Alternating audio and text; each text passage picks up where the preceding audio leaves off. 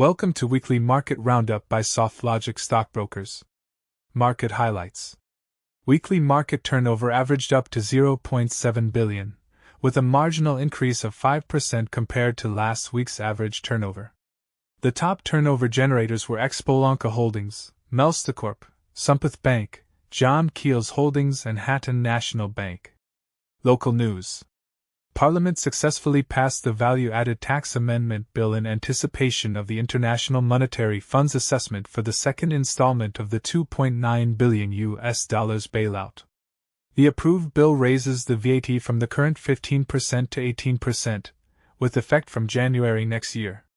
Moreover, the increased VAT rates will now apply to approximately 97 additional items, and the VAT threshold has been reduced to 60 million rupees from 80 million rupees. IMF Executive Board successfully concluded the initial review within the 48-month EFF arrangement for Sri Lanka. This milestone enables the immediate release of $337 million, bringing the total IMF financial assistance provided to date to about $670 million.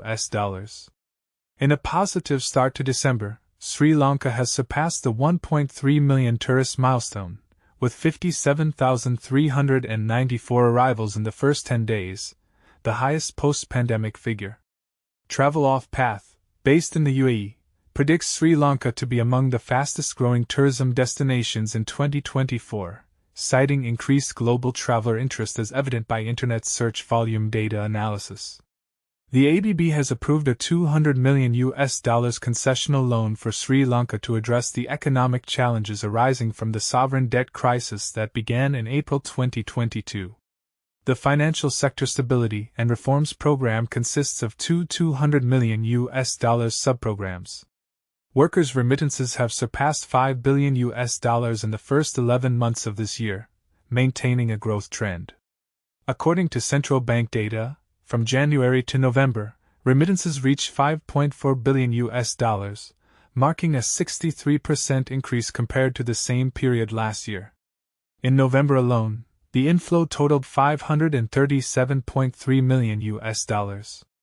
Corporate news. The commercial bank successfully raised LKR 12 billion through its debenture issue, which closed after being oversubscribed on the opening day.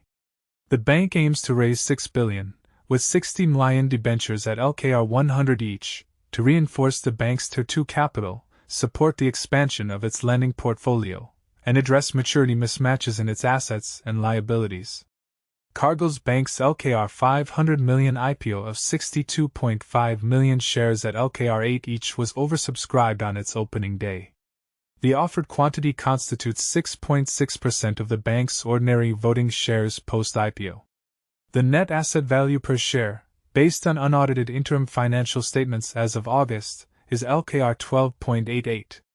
Daraz and Singer Sri Lanka announced a collaboration as Singer becomes the first major consumer durables business to join Daraz as a flagship supplier. Through this alliance, they aim to provide online consumers with a diverse range of premium electronics and lifestyle products, allowing them to conveniently shop online. John Keel's Properties has formed a partnership with Union Bank to offer inventive and appealing mortgage solutions for Vimanjala, the latest residential project by John Keel's Properties. This collaboration ensures customers enjoy improved financial flexibility and effortless access to their desired homes. Thank you for tuning in. Hope to see you in next week.